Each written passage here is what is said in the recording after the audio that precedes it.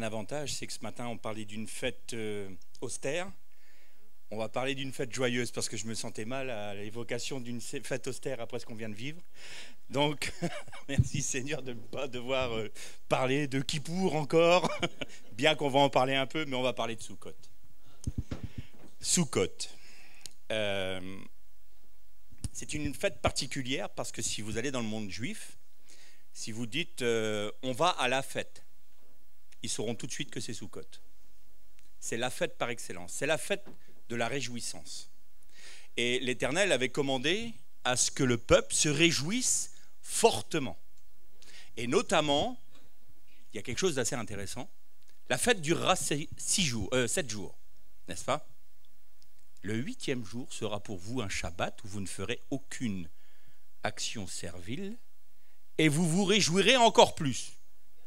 Donc c'est une fête qui dure 7 ou 8 jours. Et oui, elle dure 7 jours parce que pendant ces 7 jours-là, les Hébreux, les Juifs, font une cabane. Soukha, en hébreu, c'est une tente ou une cabane, tabernacle, la fête des tabernacles. Et ils vivent dans la soukha. Ils mangent dans la soukha. Pour ceux qui sont les plus religieux, on va dire, ils dorment dans la soukha. Mais chaque jour, ils vont accueillir une personne au repas. Et cette personne, la première, je reprends mes références, hein, je vous ai dit que j'étais nul. La première personne qu'ils reçoivent, c'est le patriarche Abraham. Donc il y a une place à leur table pour recevoir Abraham. Le deuxième, c'est Yitzhak, Isaac. Le troisième, bien sûr, c'est Yaakov. Le quatrième, c'est Yosef. Alors le Yosef, il ne faut pas me lancer là-dessus, parce qu'autrement, là, on termine à Pâques l'année prochaine. Yosef, le Mashiach ben Yosef, tout est dit, c'est une merveille. Ensuite, ils reçoivent Moshe. Après Moshe, c'est Aaron. Donc Aaron, c'est la sacrificature. Ensuite, c'est le roi David. Et le 8e jour, alors? Exactement. Le 8e jour, il prépare une place pour le Mashiach. Pourquoi? Parce que le 8e jour, dans le monde hébreu, c'est le jour d'éternité. C'est le jour du Mashiach. Et les sages d'Israël disent que dans le nouveau monde, dans le Olam Haba, en hébreu, il y aura des semaines de 8 jours. Parce que ça sera sous le règne messianique. Ça, c'est la réjouissance en accueillant chez soi toute l'histoire d'Israël. Et donc, en faisant cela, ils se réjouissent du démarrage en Abraham qui quitte ton pays, Lech Lecha, quitte ton pays et va vers l'endroit où je te montrerai. Je me suis parfois posé une question. Imaginons que le Seigneur me dise, tiens Philippe, tu te lèves, tu quittes ta maison, alors pas ma femme, hein, ils ne prônent pas le divorce, mais tu quittes tout. Tu vends ta maison, tu quittes ton emploi et tu pars. Mais où, Seigneur? T'occupe pas. Oh, pars. Et donc, imaginez la foi qu'avait Abraham. Ensuite, bien sûr, Yitzhak, Yaakov qui est devenu Israël. Et donc, toute l'histoire d'Israël se résume à Soukhot. Et ils se réjouissent. Pendant la fête de Soukhot, on allait au temple et on faisait plusieurs cérémonies qui étaient particulières. Une de ces cérémonies, c'était le loulav. Le loulav, c'est, vous savez qu'il y a 4 végétaux qui se forment un bouquet. Et donc, ça a donné le nom loulav. Loulav, en hébreu, c'est la feuille de palmier. Et en fait, ce nom-là a donné le nom générique du bouquet, en fait, des 4 espèces. Et avec ce loulav, ils allaient autour de l'autel dans le parvis et ils étaient vêtus de blanc. Je précise que Soukhot est ce qu'on appelle une fête des régalim. Régalim vient de régel, qui veut dire pied. C'est ce qu'on appelle, nous, dans nos traductions, les fêtes de pèlerinage. Et ça, tout mâle d'Israël devait s'y rendre. Pour les femmes, c'était facultatif. Mais il y avait 3 régalim dans les fêtes de l'Éternel, c'était Pessah, Sukkot, Shavuot et Shavuot. Mais la plupart du temps, les femmes venaient aussi. Et vous allez voir que c'est très important. Donc il faisait le tour de l'autel et il psalmodiait le psaume 118, qui était Baruch Ata Adonai. Vous connaissez, mais il y avait autre chose aussi. Béni soit celui qui vient au nom du Seigneur. Et il chantait Hoshana Rabbah, c'est-à-dire viens et sauve-nous. Bon, vous connaissez tous ce mot, ça donnait Hosanna ici en français. Mais Sukkot est une fête particulière parce qu'elle nous parle constamment du Messie. Pour les Juifs, Sukkot est une fête messianique, mais aussi une fête qui nous parle de la fin des temps. Tout comme Kippour d'ailleurs. On va voir ça tout à l'heure. Donc ils font le tour, ils psalmodient, et les femmes viennent, et chacune d'elles amène une lampe à huile. Et elles déposent ces lampes partout au niveau du temple, dans le parvis, ce qui fait que le temple est totalement illuminé par toutes les lampes. Vous prenez une lampe toute seule, c'est blafard, c'est ténu, c'est faible. Mais quand toutes les lampes sont réunies, le temple était illuminé comme aujourd'hui nos monuments sont illuminés avec des spots, les phares que l'on voit pour la décoration d'une ville. Et donc tout le temple était illuminé par ces lampes. Il y avait des milliers et des milliers de lampes. Et Jésus, quand il est arrivé là-bas, à la fête de Sukkot, c'est à ce moment-là qu'il a dit deux paroles principales. La première, c'est « Je suis la source d'eau vive ». Bon, pourquoi? Et pourquoi est-ce que Sukkot et que ces paroles prononcées à ce moment-là ont une telle résonance pour les Hébreux? On va le voir tout à l'heure. Et il a dit « Je suis la lumière du monde ». La fête de Sukkot se passe en règle générale fin octobre. Donc c'est le début de l'été, de l'hiver, pardon, en Israël. Il y a deux saisons, été, hiver, c'est pas compliqué. Et donc en été, pour que les végétaux puissent à peu près survivre, c'est tout ce qui est la rosée qui va permettre d'humidifier le sol. Et il faut savoir que pendant 6 mois, il n'y a pas une goutte d'eau qui tombe en Israël. Et normalement, à la fête de Sukkot, vous devez avoir les premières pluies, ce que l'on appelle les pluies de Morée. Et Morée, c'est intéressant, parce que vous savez que le texte hébreu, les mots hébreux, fonctionnent toujours avec des racines. Et vous avez des déclinaisons des racines qui vous donnent différents termes. Et Morée a exactement la même racine que Torah. Et quand Abraham est venu s'installer au chêne de Morée, on peut dire qu'il est venu s'installer dans la Torah. Donc les pluies de Morée sont les pluies de la bénédiction de la Torah qui vont redonner la vie au pays d'Israël. Et quand il n'y avait pas de pluie qui arrivait pour Sukkot, le dernier jour, le prêtre, le grand prêtre, le Kohen Gadol, allait puiser de l'eau à la piscine, au bassin, pas de Bethesda, mais, voilà que le mot m'échappe, l'autre, celui qui est au sud de Jérusalem, Siloé, à Siloé. Et donc on appelle cette cérémonie la Shoeva, c'est-à-dire la cérémonie du puisage de l'eau. Et qu'est-ce qu'il faisait? Il prenait l'eau à la piscine de Siloé, il remontait au temple, il le présentait à l'Éternel, et il demandait une bénédiction sur le peuple d'Israël, sur le pays d'Israël, afin que les pluies de la saison viennent arroser le pays. C'est à ce moment-là que Jésus dit « Je suis la source d'eau vive ». Et c'est à ce moment-là que les Hébreux ont dit « Mais comment ça? Ne serait-ce pas le Messie ?» D'autres disent « Mais non, c'est le fils de Joseph, on le connaît, Joseph le charpentier. Et puis quand même, il vient de Nazareth. Qu'est-ce qui peut sortir de Nazareth? Tout le monde sait que le Mashiach vient de Bethléem. » Eh oui, c'est comme les trains en France. Hein. Un train peut en cacher un autre, mais un Nazareth peut cacher un Bethléem. Et ça, il ne l'avait pas vu venir. Et donc, du coup, Jésus dit ça, je suis les sources d'eau vive. Et il parlait de l'esprit. On a parlé ce matin, ou cet après-midi plutôt, du fait que Jésus a rendu son esprit afin qu'il soit donné à l'ensemble de ses enfants par le Père. C'est-à-dire que nous recevons l'esprit du Christ. C'est pour ça que nous sommes de la même nature que lui, que nous sommes de la même substance que lui.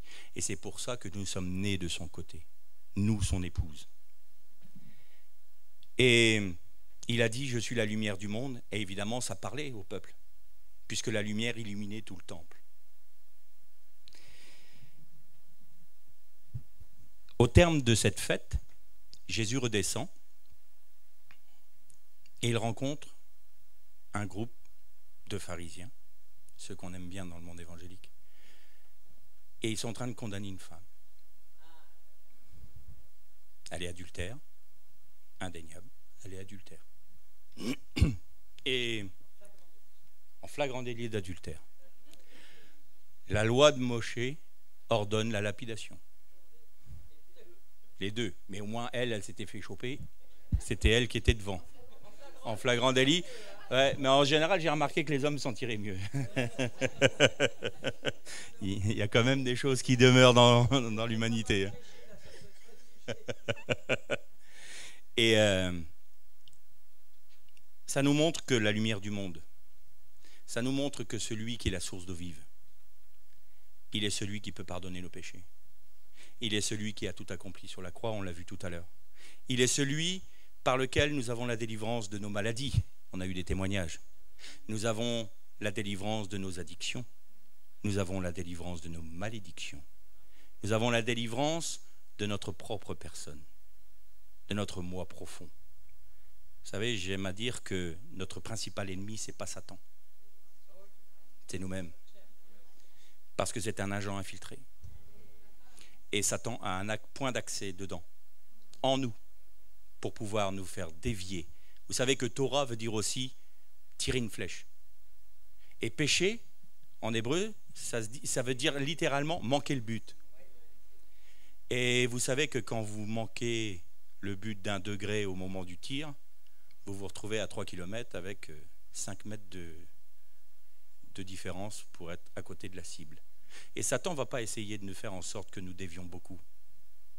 Parce qu'il sait très bien qu'à partir du moment où nous avons dévié d'1 degré, nous manquerons le but. Donc nous serons dans le péché. Et donc Jésus tombe sur ce groupe, gentil, qui disent on va obéir à la Torah, on va la lapider. Et Jésus se met à écrire sur le sol, on lui dit Rabbi. C'est quand même étonnant. Chaque fois qu'il voulait piéger Jésus, il l'appelait Rabbi. Pour mieux. On reconnaît là aussi Satan. Hein. Écoute, bon chrétien, on t'a pas demandé de faire ça. T'es un extrémiste. Ben oui, je suis un extrémiste pour Jésus. Ça, c'est clair. Et donc, il commence à écrire sur le sol. Je ne sais pas. Alors, on m'a posé la question une fois. Qu'est-ce qu'il a écrit? Comment voulez-vous que je le sache? Je n'étais pas là. C'était pas ça l'important. Et qu'est-ce qu'il répond? Parce qu'au bout d'un moment, les prêtres le voient et disent bon, allez, qu'est-ce que tu as à dire? Eh bien, que celui qui n'a jamais péché lui jette la première pierre. Et ils partirent du plus vieux au plus jeune. Oui, parce que les plus vieux étaient un peu plus chargés. Et donc, ils s'en vont. Et puis, ils voient la femme qui est là toute seule. Et elle est un peu dans le désarroi. Puis en même temps, elle se dit, mais plus personne. Et Jésus se relève la tête et dit, où sont tes accusateurs? Rabbi, ils ne sont plus là, je ne sais pas. Il dit, mais moi non plus, je ne vais pas te condamner. Parce que je ne suis pas venu pour te condamner. Jésus n'est pas venu pour vous condamner. Il est venu pour vous délivrer. Il est venu pour nous sauver. Il est venu pour nous donner la vie. Et aujourd'hui, on devrait tous crier, il est ressuscité. Il est vraiment ressuscité. Et parce qu'il est ressuscité, nous avons la totale et pleine délivrance de toutes nos maladies, de toutes nos addictions et de notre moi. Alors ça, il faut le proclamer. Parce que si on ne le proclame pas, c'est ce que je disais tout à l'heure, on va croire ce que l'on voit. On va croire ce que la chair nous propose. Mais la chair, c'est un agent infiltré qui est soumise à Satan. Et Satan lui dit, tiens, on va lui faire croire ça. C'est le champion du mensonge. Hein. Il est bien plus doué que nous. Bien plus doué que nous. Et il nous connaît mieux que nous-mêmes parfois. Alors, quand on est face à nos difficultés, face à nos failles, face à nos faiblesses, parce qu'on a des faiblesses. J'ai des faiblesses. Ben, je dis, écoute Seigneur, tu sais quoi? Je ne vais pas confesser ce que je vois. Déjà, je vais te demander pardon. Je m'incline devant ta majesté, devant ta face, parce que tu en es digne, parce que tu es mon Seigneur, tu es mon Dieu, tu es mon roi. Et donc, je me prosterne devant toi. Je me couvre d'un sac. Je te demande pardon. Mais Seigneur, je veux vivre selon ton cœur. Et alors, il relève la tête sur cette femme, tout comme il relève la tête sur ta vie. Et te dit, moi non plus, je ne te condamne pas. Et il lui dit, va et ne pêche plus. Alors j'ai mis un peu de temps à comprendre ça. J'ai dit, Seigneur, quand même, c'est un peu facile, quoi. Moi, je ne te condamne pas, mais va, mais t'arrêtes de pécher. Hein. Bah oui, mais moi, je veux bien, mais je ne peux pas. Sauf que dans la parole du Messie, là, c'était pas va et ne pêche plus, tu recommences pas. Non, c'était je te donne la capacité de ne plus pécher parce que tu vis de ma vie. Et c'est ça la vie du Messie. La religion va vous dire vous ne devez pas faire ci, vous devez faire ça. Le Messie te dit je te donne la possibilité de vivre par ma grâce. C'est ma grâce. On est toujours en train de se dire que la grâce du Seigneur c'est pour le salut, mais la grâce du Seigneur c'est pour notre sanctification, c'est pour notre justification, c'est pour notre paix, c'est pour notre joie, c'est pour notre repos. C'est par sa grâce. Comment est-ce qu'on peut obéir à la parole de Dieu? Par sa grâce. Et je crois, des textes les plus importants de la Bible et une clé fondamentale, c'est Galates 2:20. J'ai été crucifié avec Christ. Est-ce que nous reconnaissons que le jour où le Messie a vécu ce dont on a parlé tout à l'heure, la crucifixion, nous étions en lui, mourant sur la croix. Notre chair est restée sur la croix. Est-ce que nous le confessons, ça? Ou est-ce que nous voyons nos faiblesses en nous disant « Non, ma chair est toujours vivante. Non, ma chair, elle a toujours accès dans ma vie. » Non, on dit ce que la Bible dit. J'ai été crucifié avec Christ. Ce n'est plus moi qui vis. Elle est là, la clé de la victoire. Moi, je suis incapable d'être un bon chrétien. Je suis incapable de vous parler ce soir. Si je n'ai pas la grâce de Dieu, mais je suis quoi? Je suis un pauvre petit bonhomme avec un micro qui va parler, ça ne va rien produire, vos vies ne changeront pas, le Seigneur ne vous parlera pas, parce que j'aurai utilisé la parole de Dieu avec mes propres forces, ça ne transmettra rien. Par contre, comme en mon habitude, je me mets en prière, je dis Seigneur, tu me donnes les mots, tu me donnes le ton, tu me donnes ta pensée. C'est toi qui parles. Je suis une bouche, rien d'autre. Mais quand la bouche est remplie de la présence de Dieu, quand la bouche est remplie de la vie du Messie, alors ce sont des fleuves d'eau vive qui coulent de moi. Ce sont des fleuves d'eau vive qui coulent de vous. Et vous voyez, ça nous parle du salut. Et quand nous sommes dans l'église, nous sommes des petites lampes. Comme les sœurs qui ont amené ces lampes au temple. Alors moi, ma petite lampe, elle est là et elle brille un peu. La vôtre brille aussi. Mais l'ensemble de nos lampes, c'est le Messie. Moi, j'ai une part de vérité. Je ne suis pas le Messie. Je n'ai pas la vérité. J'ai une part de la vérité. Ce que je vous transmets, c'est la part de vérité qui m'a été confiée par le Maître. Et vous, vous allez transmettre la part de vérité que le Maître vous a donnée et pour lequel il vous a mandaté. Et à partir du moment où nous nous unissons et que nous mettons en commun les vérités que nous avons reçues, alors la vérité peut luire. Je disais tout à l'heure que le Messie était le temple. Nos lampes, nos parts de vérité illuminent quoi? Le temple. Donc, la vérité qui est dans ta vie, la vérité qui est dans la mienne, la part de Christ qui est en moi. Pour donner une image, vous prenez une bouteille dans l'océan. Elle est pleine, mais elle ne contient pas l'océan. Si vous arrivez à mettre toutes les bouteilles pour contenir tout l'océan, chaque bouteille aura sa part de l'océan. Mais quand vous réunissez toutes les bouteilles, vous avez l'océan. Et donc c'est la même chose. Nous avons une part de vérité. Nous devons la transmettre dans l'assemblée, parce que nous sommes le corps du Christ. Et à partir de là, c'est la vérité du Messie qui luit. Et vous avez noté que l'apôtre dit, Jésus a abattu les murs de séparation. Il n'y a en Jésus-Christ ni juif, ni grec, ni homme, ni femme, ni esclave, ni maître. Et là où le sacrifice de Jésus a abattu tous les murs, nous, les hommes, nous nous sommes évertués à reprendre nos brouettes, nos moellons, notre ciment, et on a rebâti des murs. Pourquoi ? Parce que Satan sait très bien que quand nous sommes divisés, la vérité n'est plus visible. Et c'est pourquoi Jésus disait, à ceux-ci tous reconnaîtront que vous êtes mes disciples, à l'amour que vous aurez les uns pour les autres. Alors il y a des moments, on peut être en désaccord sur certains points. Ça arrive. Est-ce que ça justifie le fait qu'on ne puisse pas avoir une communion fraternelle ? L'apôtre Paul ne disait pas, peu importe que vous ayez compris ceci ou cela, mais là où nous en sommes, marchons d'un même pas. C'est-à-dire que rien ne justifie une division. Aujourd'hui, nous avons fait des guerres religieuses. Un jour, je ne suis pas quelqu'un qui a beaucoup de vision, moi. Il ne m'a pas donné ça. Il m'a donné autre chose, différemment. C'est ma part. C'est comme ça, je ne demande pas plus. Il m'en a déjà donné pas mal.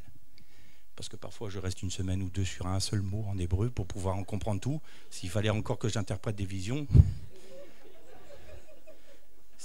J'aime bien dormir aussi la nuit. Et la vision qu'il m'avait donnée, c'était une source d'eau vive au sommet d'une colline. Et il y avait des cours d'eau qui se répandaient sur les pentes de la colline. Et je voyais un groupe d'hommes et de femmes qui étaient en train de s'abreuver à la source. Puis avec le temps, ils ont commencé à descendre les pentes de la colline. Et puis, dans leur pérégrination, ils ont découvert un cours d'eau qui venait de la source. Ce cours d'eau s'appelait baptême par immersion. Ça a donné les baptistes. Baptême dans le Saint-Esprit. Ça a donné les pentecôtistes. Le salut par grâce. Ça a donné les luthériens. Et chacun a considéré que ce qu'il avait découvert était la vérité. Et alors il a monté un bastion. Des murs. Et il a fait la guerre à celui qui avait découvert le baptême dans le Saint-Esprit, qui avait découvert le salut par grâce. Alors que le Seigneur leur permettait de redécouvrir ces vérités, non pas pour qu'ils s'installent là où ils avaient découvert ce cours d'eau, mais pour qu'ils remontent le cours d'eau pour découvrir la source. Et ça, c'est la triste histoire de la chrétienté. Alors parfois, on peut être amené à rencontrer des personnes qui sont différentes de nous, mais qui ont reçu le Messie, qui ont accepté Jésus dans leur vie, qui sont nés de nouveau. Alors il y a des points doctrinaux qui peuvent être différents, c'est vrai.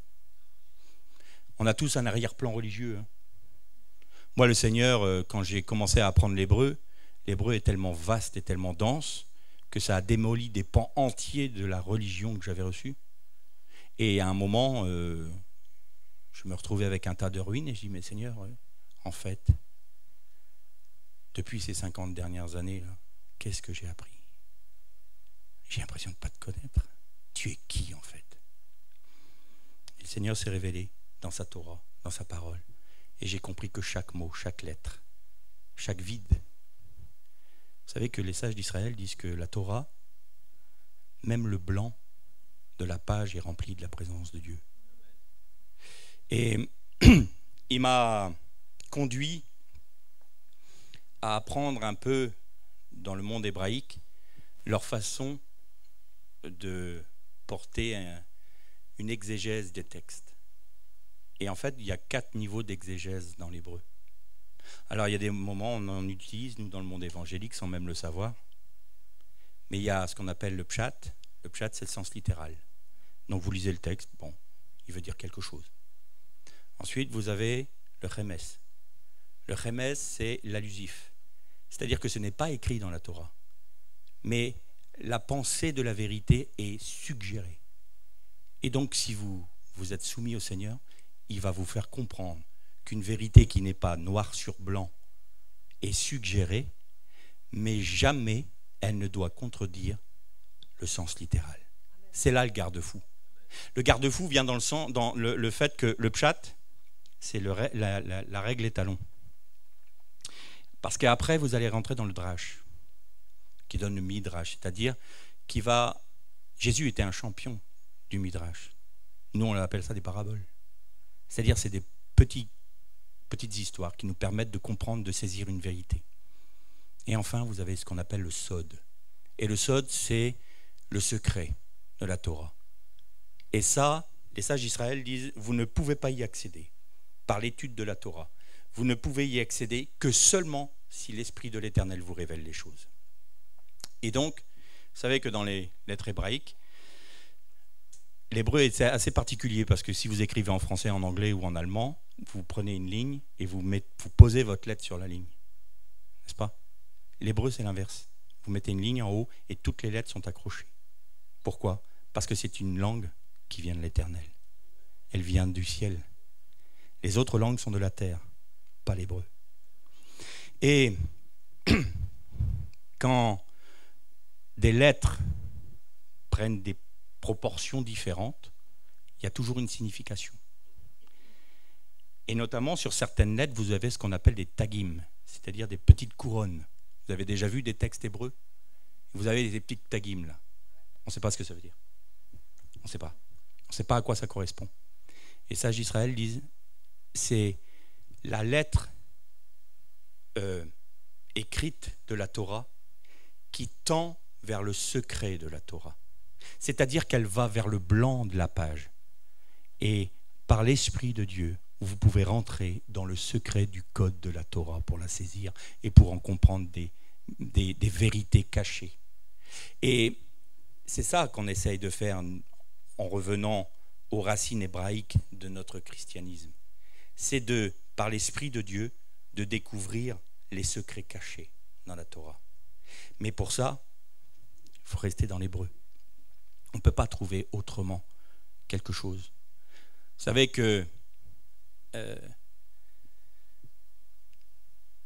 tout le texte hébraïque est fondé sur une équation mathématique. Chaque lettre hébraïque a une valeur numérique. Chaque mot de la Torah a une valeur, un poids numérique. Un texte a un poids numérique. Mais vous avez ce qu'on appelle les valeurs pleines, les valeurs ordinales. Bon, bref, je ne vais pas rentrer dans la technique. Mais vous découvrez des secrets à partir de là. Et donc, vous prenez Nachash en hébreu, c'est 238. Vous prenez Mashiach, c'est 238. Nachash, c'est le serpent. Mashiach, c'est... Alors là, les rabbins se cassent la tête. Mince alors, comment ça se fait que le Mashiach a la même valeur numérique que Nachash? Donc ça veut dire qu'il y a un lien entre les deux. Ça nous rappelle un texte, hein? Tout comme le serpent a été élevé dans le désert, il faut que le Fils de l'homme le soit. Il est là le secret. Et ça, je pourrais vous donner des exemples à l'appel, mais on va parler de Sukkot toujours. Donc il n'a pas condamné la pauvre femme adultère, mais il lui a donné la capacité de ne plus pécher. Il continue à descendre du temple et il rencontre qui? L'aveugle de naissance. Bartimée, aveugle de naissance. Interprétation des hommes. Mais qu'est-ce qu'il a fait pour avoir ça quand même? Ses parents ont péché, lui il a péché. Mais non, vous ne comprenez pas. C'est afin que l'Éternel soit glorifié. Et qu'est-ce qu'il fait, Jésus? Il fait de la boue avec sa salive. Et qu'est-ce qu'il lui dit? Va au bassin de Siloé te laver. Pourquoi? Mais qu'est-ce que c'est que cette histoire? Alors que le Seigneur, tu pouvais très bien dire, ben va et vois. Non. Il ne lui a pas demandé d'aller non plus à Bethesda, là où on avait le paralytique. Pourquoi? Parce que Bethesda, c'est la maison de la miséricorde, littéralement. Bait et chesed en hébreu, la miséricorde. Mais il y avait 5 portiques, nous dit la Bible. Ils étaient sous la Torah, les 5 livres de la Torah. Et Jésus parcourait le pays d'Israël et eux attendaient toujours que la Torah de Moshe leur apporte la solution et qu'un ange vienne agiter l'eau de Bethesda alors que le Mashiach délivrait tous ceux qui le lui demandaient. Et donc ce n'est pas à Bethesda qu'il a envoyé Bartimée, mais à Siloé. Non, c'est l'aveugle de naissance. Et il a demandé à l'aveugle de naissance d'aller se laver. Qu'est-ce qu'il a fait en clair? Ce qui sort de la bouche du Mashiach, puisqu'il est la Torah, c'est les pluies de Morée. C'est les pluies de la saison qui viennent pour apporter la bénédiction sur le pays d'Israël, pour faire croître la verdure, pour redonner la vie au désert, pour redonner la vie à ce qui est aride. Ce qui sort de la bouche du Mashiach, c'est ça qui va redonner la vie à l'aridité de ton cœur, de ton âme. Et c'est symbolisé par la salive, l'eau, la source d'eau vive. On est toujours dans le thème de Sukkot, on est toujours dans le jour de Sukkot. Et il fait de la boue avec le sol. Mais le sol, c'est la terre maudite. Tu es aveugle parce que tu es sous la malédiction. Tu es aveugle, tu ne peux pas reconnaître le Messie. Tu ne peux pas reconnaître la bénédiction d'Israël. Nous sommes tous nés aveugles. Et il a fallu que la parole du Messie vienne tremper le sol de notre vie, qui est maudit, et que nous allions nous baigner au réservoir de Siloé. Le réservoir de Siloé, il est alimenté par la seule source de Jérusalem. Il n'y en a qu'une qui vient de la vallée du Kidron, qui est entre le mont des Oliviers et le mont du Temple, et Jérusalem en clair. Et c'est la seule source qui alimente le bassin de Siloé. Je suis la source d'eau vive, dit Jésus. Donc il ne pouvait pas aller à Bethesda. Et l'aveugle va là-bas, il se lave au bassin, il a goûté la source d'eau vive, il a entendu la parole du Messie. La parole du Messie l'a délivré de la malédiction. Et il peut voir. Et il peut voir quoi? Le temple qui est illuminé, c'est-à-dire le Messie dans toute sa gloire. C'est ça, Sukkot. Sukkot répond aussi à une autre chose. C'est une fête qui sera obligatoire pour toutes les nations pendant le millénium. Les nations qui ne montrent pas à Jérusalem le temps de Sukkot, Dieu retiendra quoi? Tiens donc, la pluie. Vous serez arides. Et c'est quand même la seule fête que le christianisme ne fête pas. C'est la seule qu'il concerne en direct, et c'est la seule que nous ne fêtons pas. C'est étonnant, n'est-ce pas? Et pourtant, ça répond à une prophétie qui a été donnée, à une parole qui a été donnée à Noach. Noach avait dit à Japhet, tu habiteras sous les tentes de Shem. Alors, je ne rentre pas dans les généalogies de Japhet, de Canaan, parce qu'autrement, on va se mettre des peuples entiers à dos. Spirituellement, ça veut dire quoi? Ça veut dire qu'il y a dans les nations des gens qui vont accepter le message du Messie, le sacrifice de Jésus, la main tendue de Dieu.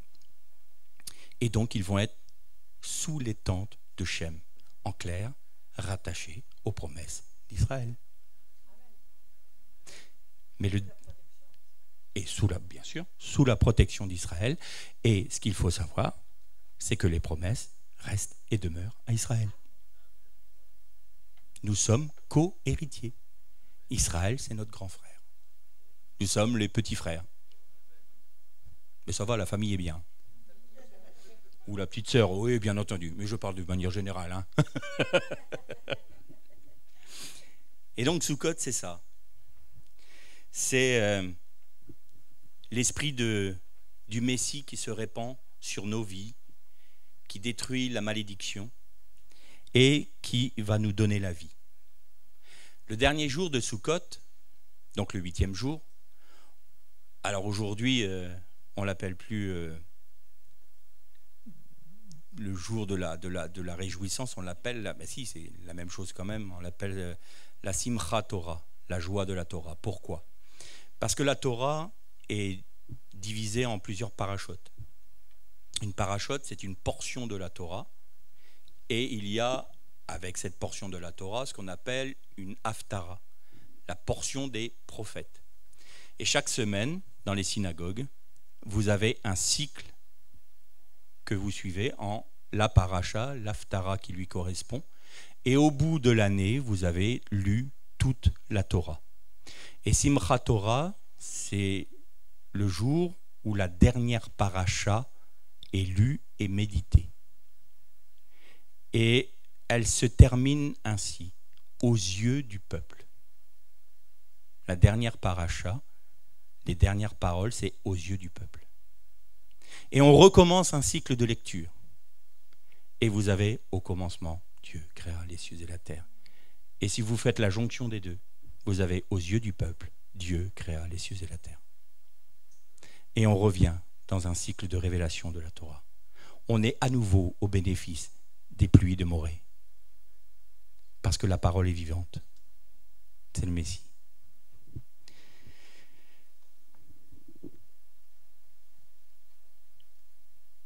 Comment est-ce que l'on peut bénéficier de cette joie?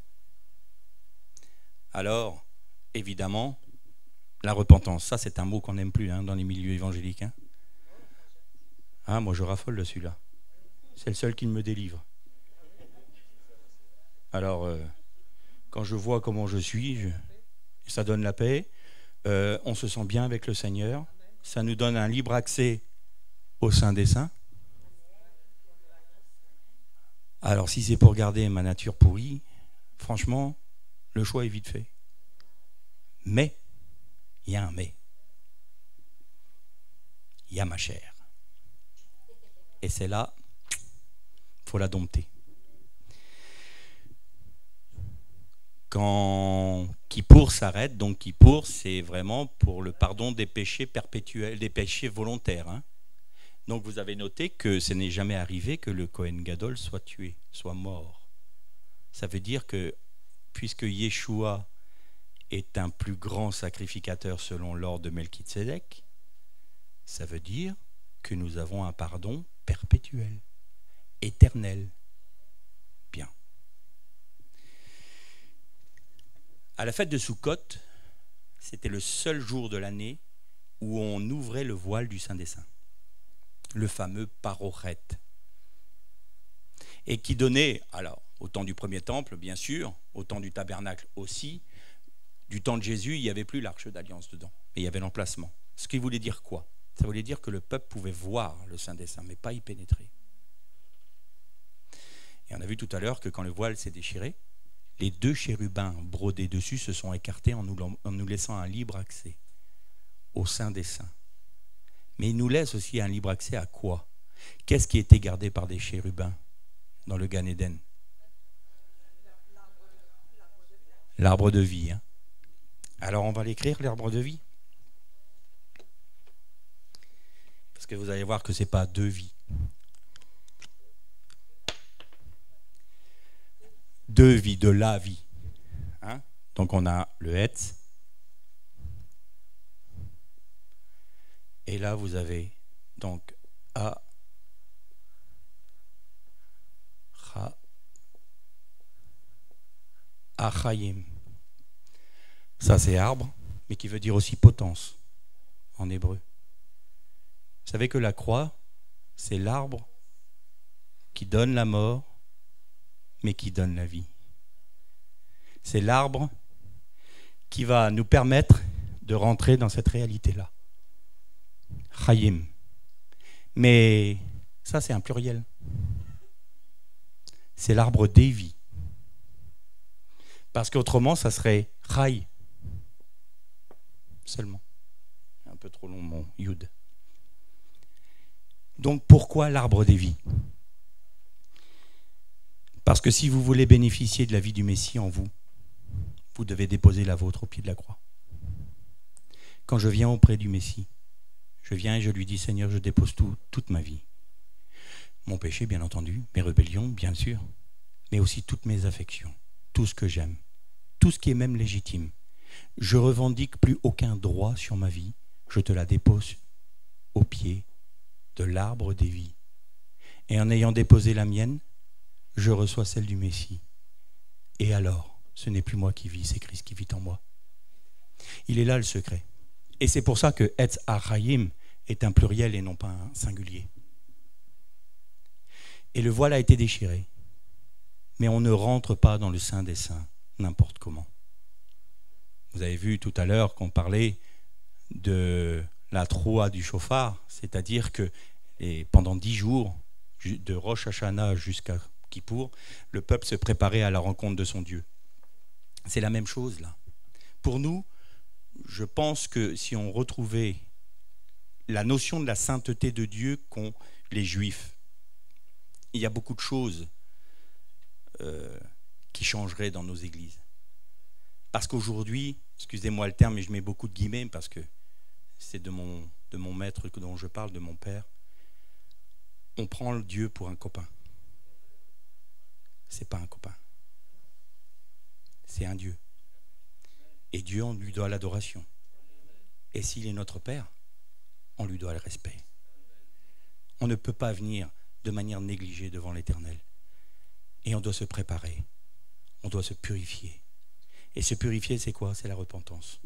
Oui, je sais que c'est un mot qu'on n'aime pas dans le monde évangélique, mais je le dirai toujours, même si je suis un ringard. Justement, je sais.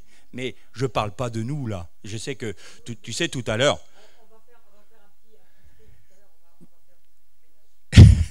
Parce que tout à l'heure, j'ai dit c'est quand même agréable d'arriver dans un endroit où je ne vais pas être lapidé parce que j'aime Israël. Tu vois? Parce que d'habitude, je peux avoir des flèches enflammées hein, qui arrivent. Non, c'est pour ça. Non, mais je parle de manière générale. Hein. Et donc, on retrouverait cette notion de la sainteté de Dieu. On se préparerait. On dirait Seigneur, maintenant, je dépose toute ma vie.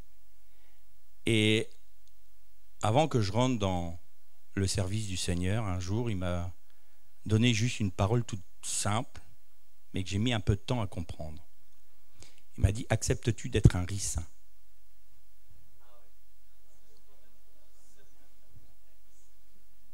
T'as envie du ministère du ricin? Celui-là, vous ne l'avez pas vu dans le Nouveau Testament. Hein. Ministère du ricin, c'est quand Jonas se rebellait contre Dieu. Et il a poussé en une nuit, il est resté une journée, et il est mort. Mais grâce au ricin, tout Ninive a été sauvé. Est-ce que tu veux être le ricin? J'ai dit, Seigneur, je ne suis pas sûr d'avoir compris. Et je lui dis, mais peu m'importe. Si c'est quelque chose d'éphémère, si c'est quelque chose qui ne va pas durer, peu m'importe en fait. L'essentiel, c'est que j'accomplisse ce que toi, tu as prévu pour moi. Ma chère disait, ça serait quand même bien que tu sois reconnu. Hein. Ça serait quand même bien que tu sois un grand serviteur. C'est pour ça que j'ai une méga church aujourd'hui. De 4 membres. Vous imaginez que le fait que je sois au milieu de vous, il y a un quart de mon assemblée qui est parti? C'est quelque chose, hein. Mais ça, c'est de l'ordre du ricin. Je ne cherche pas à avoir une quantité de personnes. Je cherche de la qualité. Je préfère une personne seule qui veut connaître le Seigneur, qui tombe amoureux du Messie, qui tombe amoureux de sa parole, qui veut vivre sa parole, qui veut abandonner sa vie à la croix pour recevoir celle du Messie, que 10 000 qui préfèrent une vie chrétienne lambda. Le ricin. J'ai dit, ok Seigneur, va pour le ricin. Ma chair, ça ne lui plaisait pas trop, mais dans l'esprit, je savais que c'était ça. Et puis... j'ai réalisé qu'en acceptant le ricin, le Seigneur m'a donné énormément de choses, notamment à travers l'hébreu, le peu que je vous partage. Ça, c'est parce qu'on accepte de mourir à nous-mêmes. Je disais à une sœur tout à l'heure, vous voyez devant vous quelqu'un qui vous apporte un message et parfois, comme il y a des échos, « Ah, c'était super, ah, magnifique, ah, merveilleux. » Oui. Alors déjà, d'une part, c'est pas moi qu'il faut remercier. Quand vous avez un joli meuble, vous n'allez pas voir le marteau en disant « Oh punaise, t'as bien bossé ». On va voir le menuisier, c'est celui qui tient le marteau qui a fait le boulot. Hein. Voilà, je suis juste un marteau, parfois je tape un peu. Mais il y a un prix à payer. Il y a un prix à payer. On voit une façade et puis derrière, il y a des coups de couteau, il y a des cicatrices, il y a des épreuves, il y a des échardes. Mais c'est être rendu participant aux souffrances du Christ, non? alors je me glorifierai bien plus de mes cicatrices que d'avoir une simple reconnaissance d'un grand ministère. Le seul grand, c'est Jésus. Et donc Soukhot nous parle de tout ça. Nous devons accepter de perdre notre vie pour recevoir celle du Messie. Et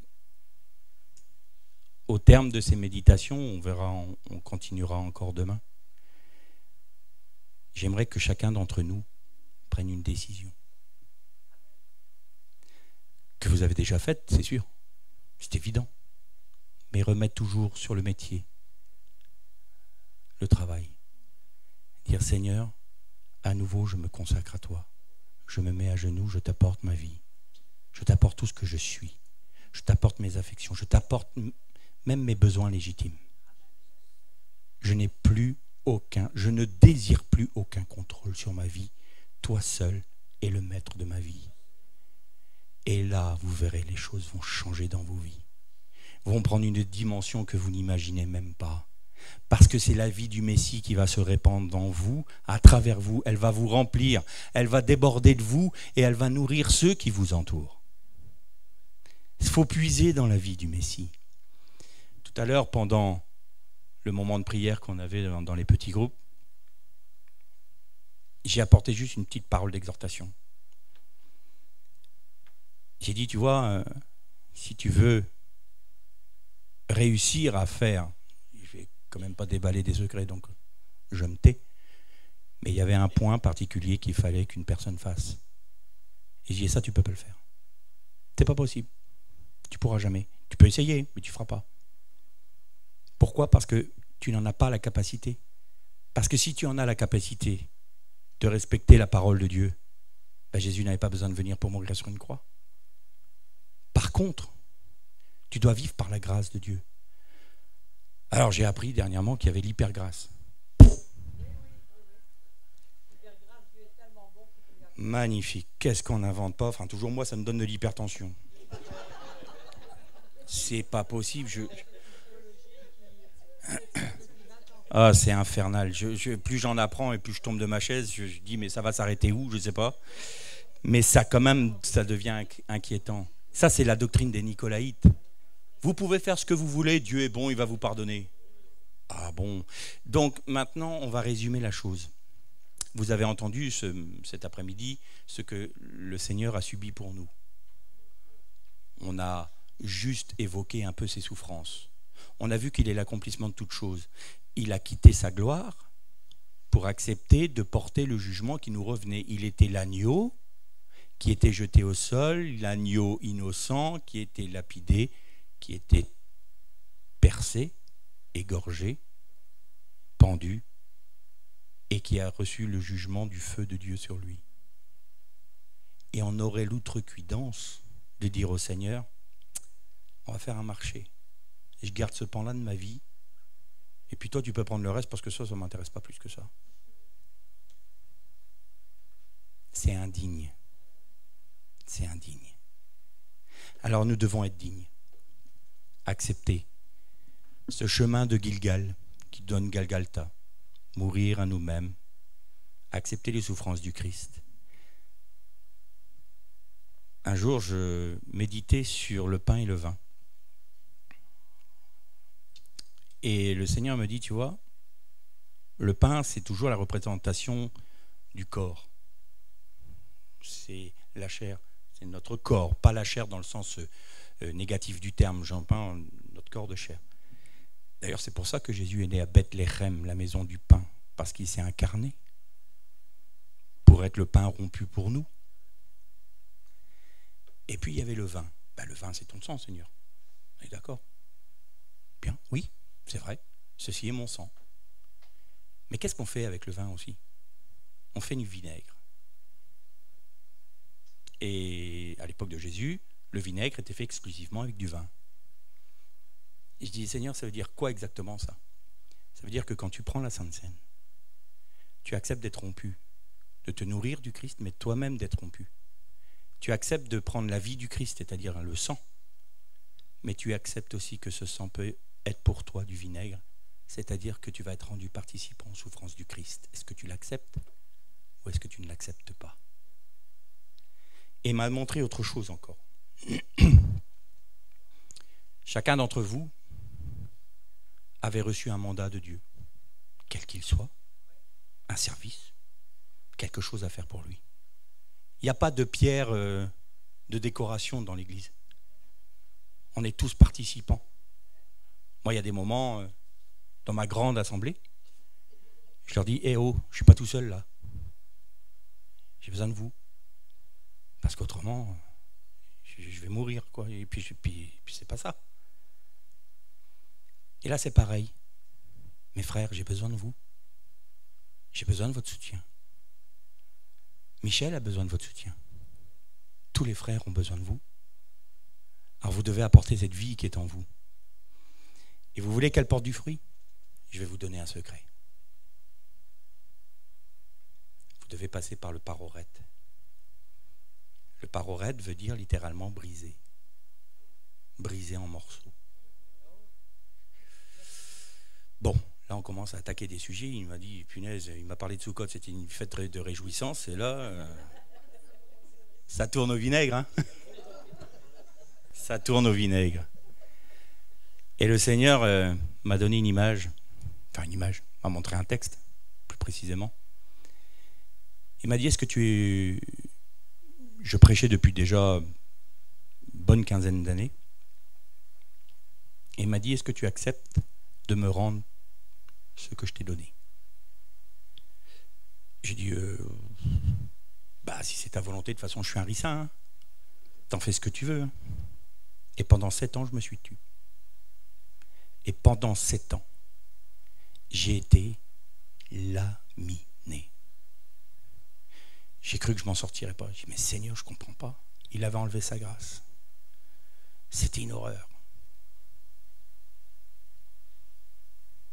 Aujourd'hui, croyez-moi, je suis vacciné contre la grosse tête.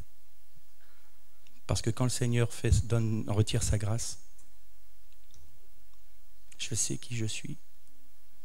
Et c'est pas beau. Alors, il y a des moments où il va nous demander de nous rendre, de lui rendre ce qu'il nous a donné, notre service, notre ministère. Mais il y a une bonne raison pour ça. Parce qu'il nous demande de rendre les pains et les poissons. Donnez-moi ce que vous avez. Et alors il va le rompre, le pain. Il va multiplier les poissons. Rendez votre ministère au Maître afin qu'il le multiplie, qu'il le fructifie, et vous verrez que votre obéissance portera des fruits. Mais pour ça, il faut être soigné de la grosse tête. Ah oui. Et beaucoup se sont cassés la figure avec cette maladie, tout le temps. Donc il faut accepter de rentrer par le parorète. Parce qu'il a été coupé en deux. De haut en bas, il a été déchiré. Et je vous ai dit, l'épaisseur, hein, la largeur d'une main, c'était vraiment miraculeux. Mais plus encore, il nous a réouvert l'accès en donnant sa vie à l'arbre des vies. Ce qui était interdit à Adam a été rendu en Yeshua Mashiach, le second, le dernier Adam. Et ça, si nous pouvons aujourd'hui rentrer dans la présence de Dieu, c'est parce que le Messie a tout accompli pour nous. Alors, notre foi doit reposer sur quoi? Sur nos capacités à voir dans la parole ce à quoi nous devons obéir et dire, Seigneur, tu vas voir. Tu vas voir ce que tu vas voir. Tu connais pas le Philippe. Hein. Pierre avait dit ça, qu'à cela ne tienne. Vous allez voir un peu. Alors là, c'est l'échec total, assuré. Par contre, dire Seigneur, je reconnais mon incapacité. Faites ces simples prières. C'est pas des choses spectaculaires. Ça se passe vraiment dans l'intimité du cœur. C'est entre lui et vous. J'ai pas à m'en mêler, moi. Vous ne devez pas regarder les serviteurs comme étant des grandes sommités. Nous ne sommes pas des sommités, nous ne sommes rien du tout. Et le véritable serviteur, vous pouvez le reconnaître à une chose.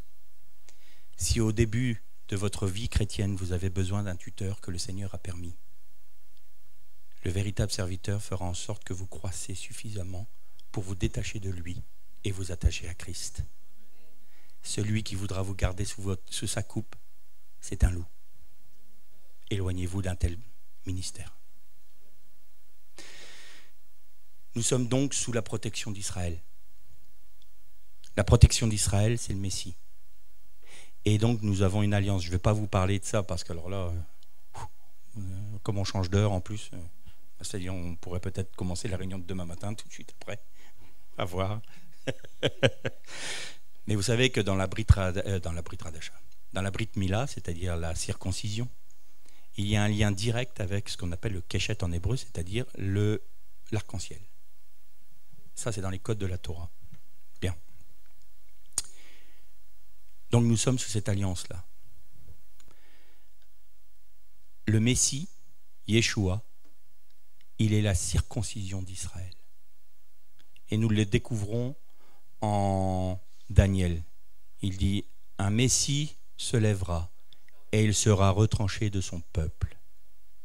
Il a accepté d'être retranché de son peuple, de devenir un inconnu pour son peuple et ses frères, de manière à ce que vous et moi puissions rentrer dans la promesse faite à Israël.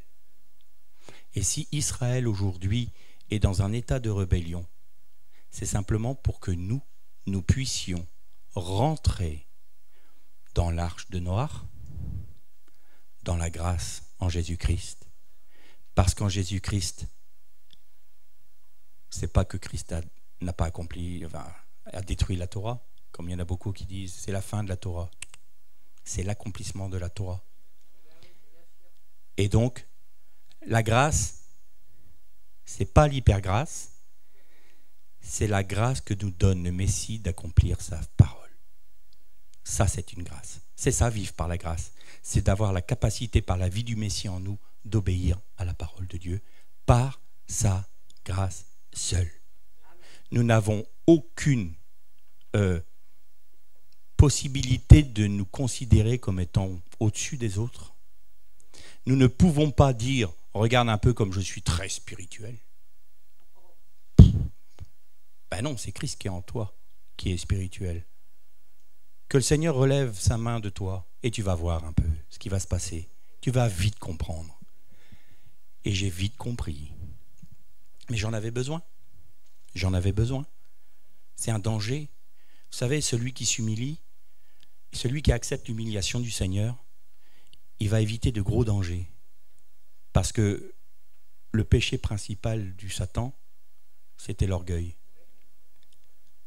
L'orgueil, c'est la plus puissante des armes de destruction de chrétiens.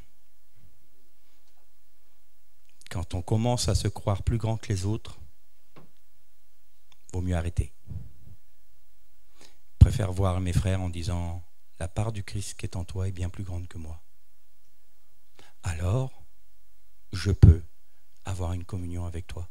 Parce que la part du Messie qui est en moi est plus grande que toi. Et alors, nous sommes sous la même grâce. Pas magnifique ça? Et tout ça parce que Jésus a accepté le prix à payer. Alors évidemment, notre prix, il est là. Je vous annonce la facture. Ce n'est pas une partie de votre vie. C'est tout. Celui qui construit une tour, disait Jésus à ses disciples, doit en calculer le prix. Là, je vous annonce le devis. C'est oui ou non. C'est oui ou non. Ce que vous retiendrez de votre vie pour les satisfactions de la chair, hein, ce sera retiré de votre part de l'éternité. Parce qu'il y a aussi un groupe de personnes, et on n'en parle pas souvent de cela, qui sont sauvés comme à travers du feu. Toute leur œuvre est détruite par le jugement de Dieu. Et vous avez noté que ceux qui bâtissent avec de l'or, de l'argent, des pierres précieuses, c'est ceux qui laissent Christ vivre. Et vous n'avez pas noté que c'est exactement les matériaux qui construisent la Nouvelle Jérusalem.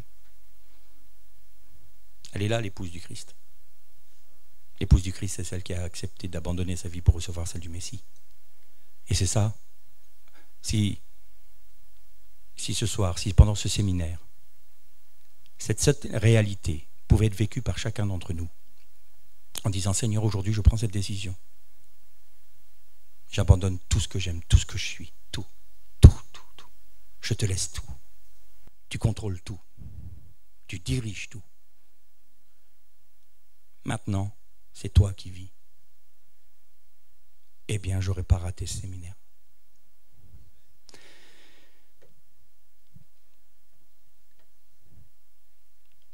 On peut avoir des résistances. Michel, hier, nous parlait du cœur. Alors, je vais donner ma compréhension du cœur. On a l'âme, l'esprit.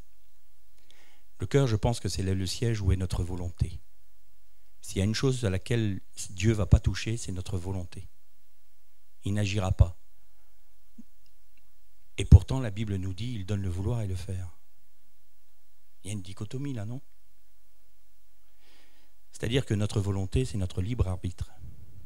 Mais à partir du moment où nous avons décidé de soumettre notre vie volontairement à Dieu, alors il nous donne la volonté d'accomplir sa volonté. Comprenez? À partir du moment où on l'a autorisé à agir, il agit pour que nous puissions vivre sa vérité.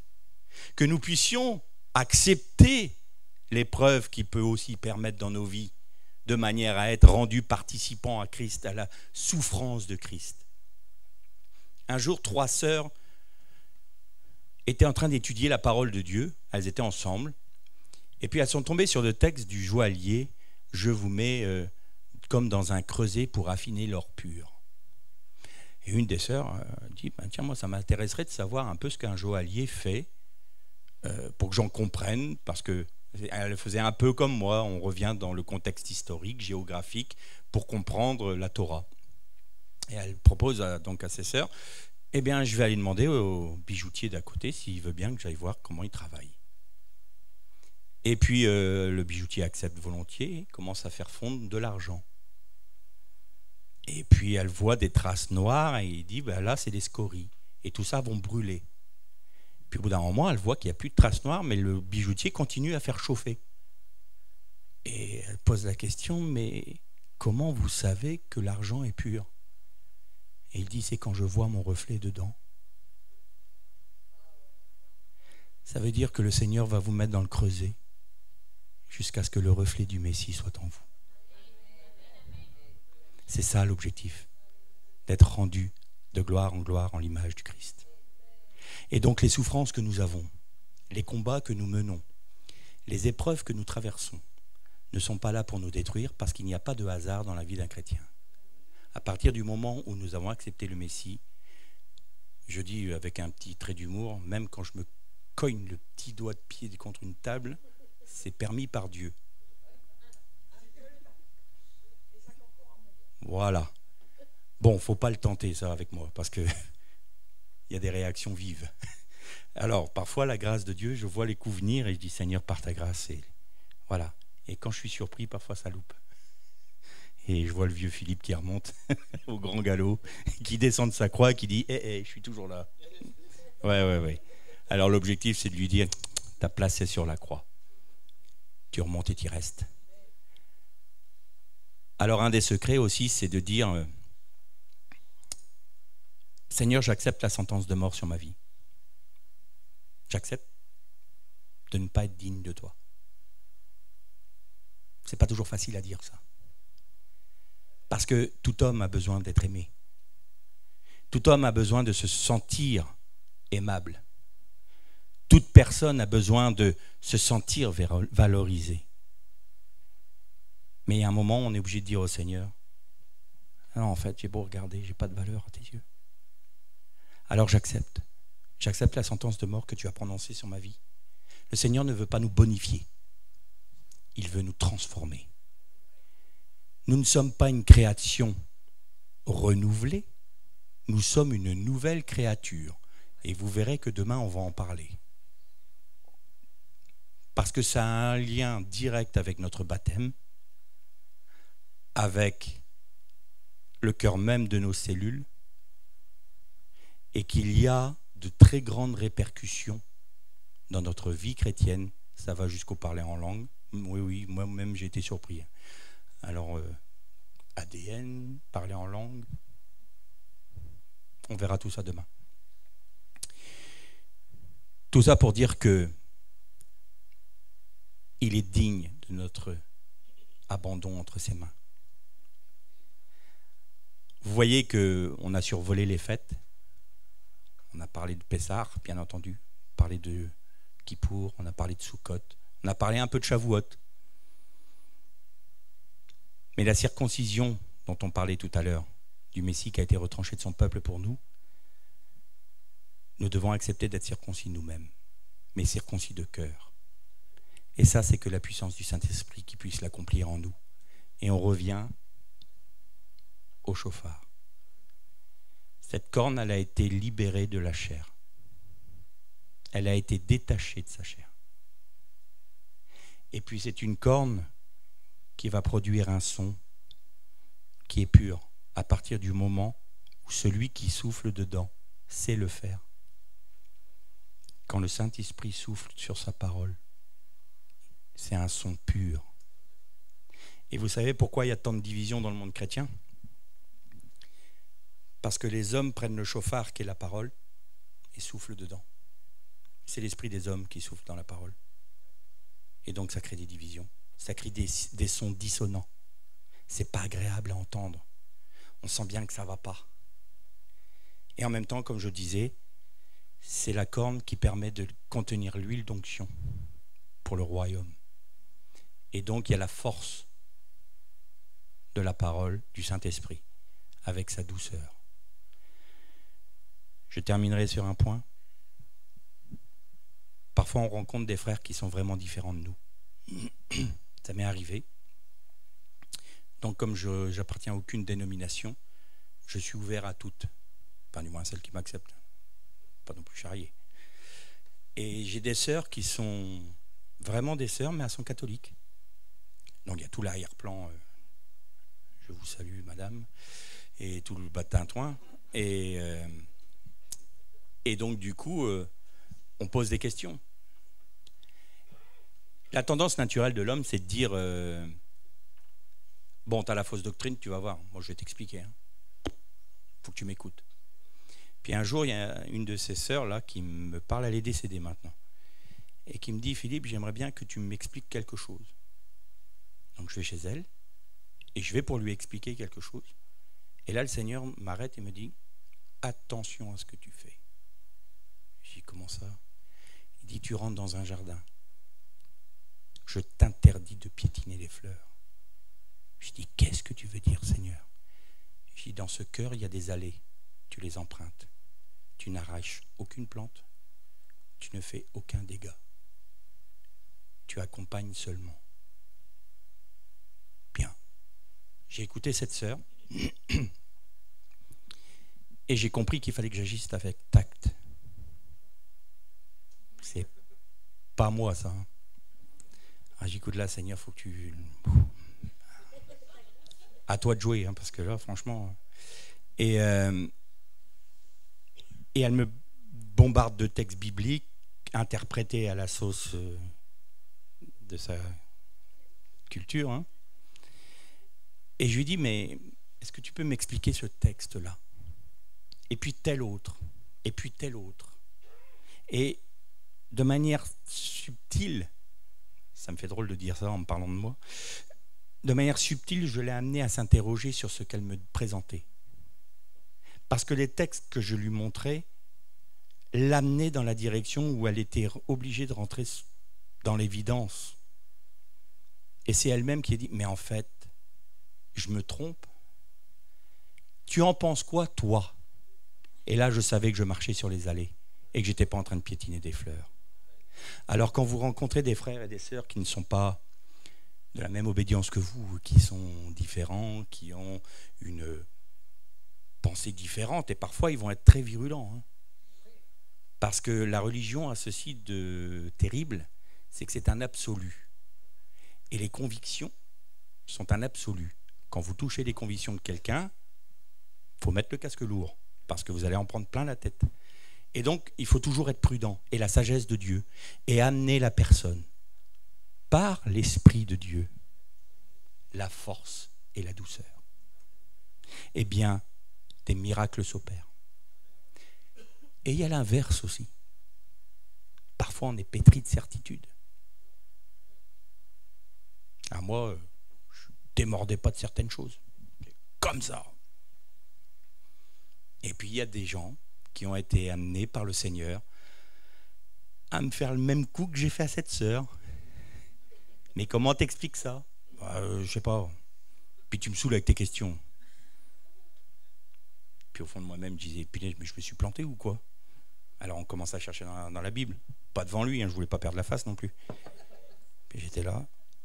Ah, c'est pas confirmé. Là non plus. Punaise, il a raison. Et là, il faut avoir l'humilité de dire, je me suis trompé, je me corrige. Seigneur, merci. Parce que tu as amené un frère, une sœur, qui m'a fait comprendre autre chose, qui m'a fait rentrer de plus loin dans la révélation de ta parole. C'est une grâce en fait. Mais si on n'est pas passé par l'épreuve des bosses et qu'on garde la grosse tête, on va s'enferrer dans notre religion. Et c'est terminé pour nous. On restera là, on ne bougera plus. Donc il ne faut pas prendre la grosse tête, il faut laisser le Seigneur agir. Il est... Je peux me permettre de dire ça parce qu'on a Michel qui est là. C'est un noble, notre Seigneur. Mais un vrai. Il est d'une noblesse, il est d'un tact, c'est un gentleman. Et il ne nous impose jamais rien. Moi, j'ai toujours été sidéré.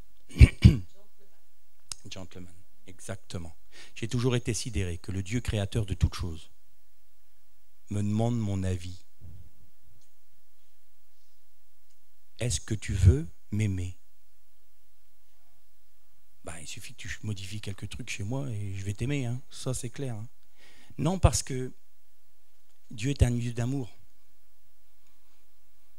Echad, c'est 13, la valeur numérique. Hein. 1, Echad. Il y a un autre mot qui a valeur 13 aussi. C'est Ahava, c'est l'amour. Donc Dieu est amour. Et il ne veut pas une relation avec son enfant sur la base de la contrainte. Il veut une relation avec son enfant sur la base de l'amour. Mais l'amour réciproque. C'est sidérant aussi de se dire, on est l'épouse du Christ. Seigneur, je t'aime, je t'adore.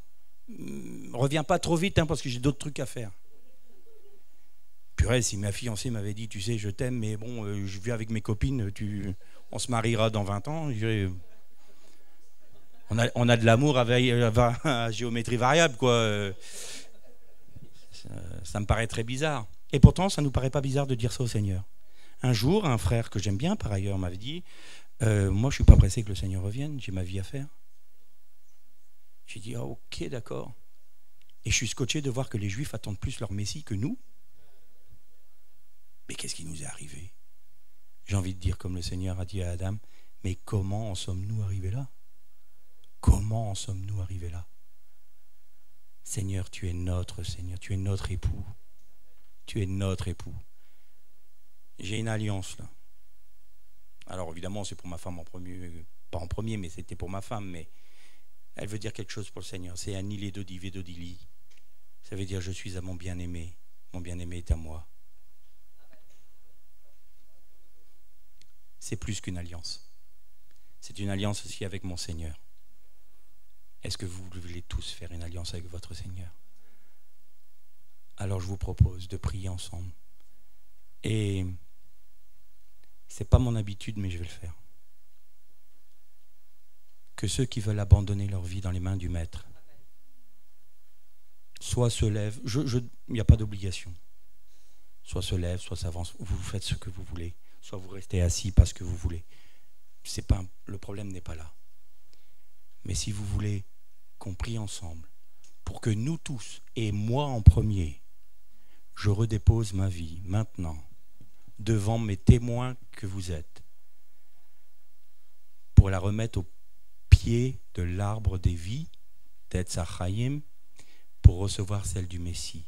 Alors nous allons prier ensemble pour dire au Seigneur qu'il est notre Seigneur et notre Dieu. Alors que ceux qui le veulent, soit s'avancent, soit se lèvent, soit restent assis. Faites comme vous voulez.